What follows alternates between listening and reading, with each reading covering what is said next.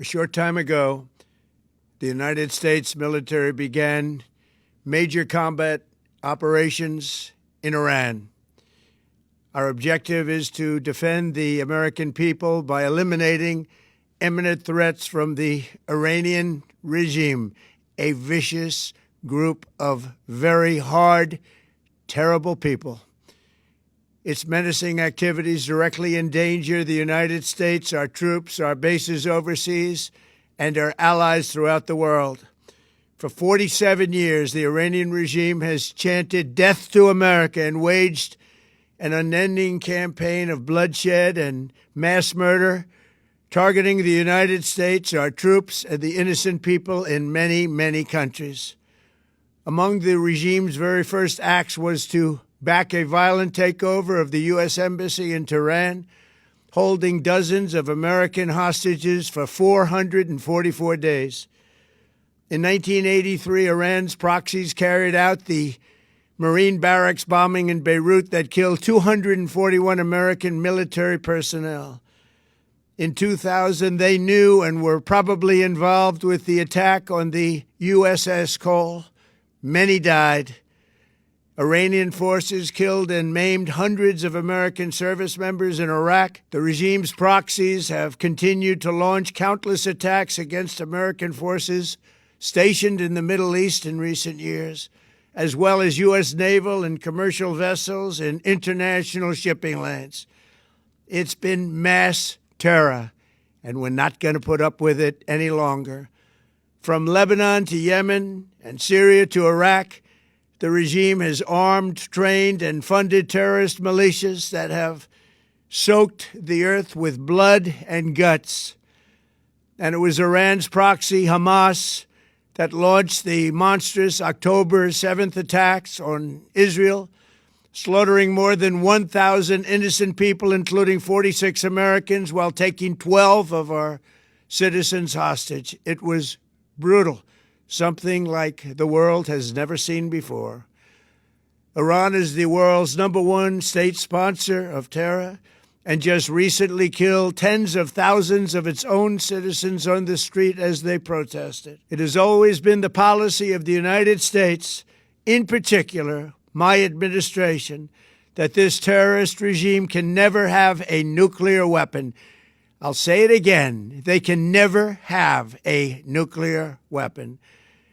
That is why in Operation Midnight Hammer last June, we obliterated the regime's nuclear program at Fordow, Natanz, and Isfahan. After that attack, we warned them never to resume their malicious pursuit of nuclear weapons, and we sought repeatedly to make a deal. We tried. They wanted to do it. They didn't want to do it. Again, they wanted to do it. They didn't want to do it. They didn't know what was happening. They just wanted to practice evil. But Iran refused, just as it has for decades and decades. They've rejected every opportunity to renounce their nuclear ambitions, and we can't take it anymore. Instead, they attempted to rebuild their nuclear program and to continue developing long-range missiles that can now threaten our very good friends and allies in Europe, our troops stationed overseas, and could soon reach the American homeland. Just imagine how emboldened this regime would be if they ever had and actually were armed with nuclear weapons as a means to deliver their message. For these reasons, the United States military is undertaking a massive and ongoing operation to prevent this very wicked, radical dictatorship from threatening America and our core national security interests. We are going to destroy their missiles and raise their missile industry to the ground. It will be totally, again, obliterated.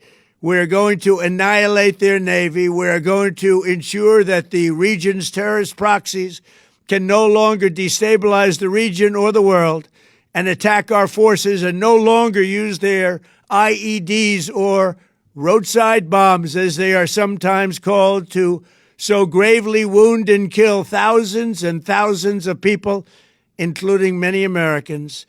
and we will ensure that Iran does not obtain a nuclear weapon. It's a very simple message. They will never have a nuclear weapon. This regime will soon learn that no one should challenge the strength and might of the United States Armed Forces.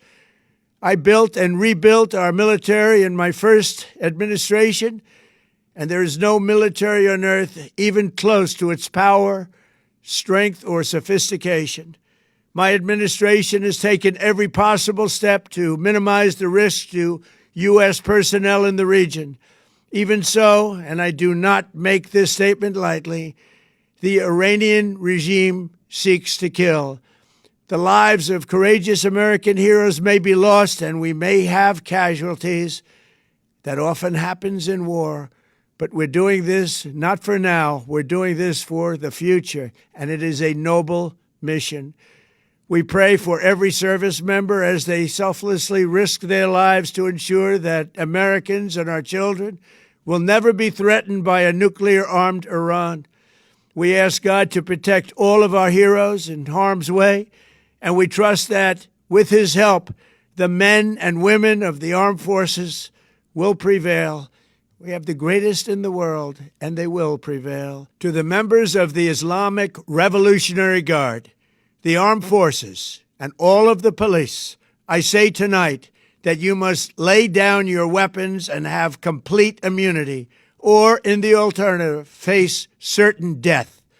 So, lay down your arms. You will be treated fairly with total immunity, or you will face certain death. Finally, to the great, proud people of Iran, I say tonight that the hour of your freedom is at hand. Stay sheltered. Don't leave your home. It's very dangerous outside. Bombs will be dropping everywhere. When we are finished, take over your government. It will be yours to take.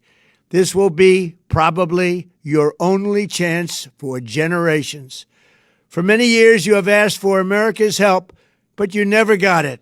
No president was willing to do what I am willing to do tonight. Now you have a president who is giving you what you want. So let's see how you respond. America is backing you with overwhelming strength and devastating force. Now is the time to seize control of your destiny and to unleash the prosperous and glorious future that is close within your reach. This is the moment for action. Do not let it pass. May God bless the brave men and women of America's armed forces. May God bless the United States of America. May God bless you all. Thank you.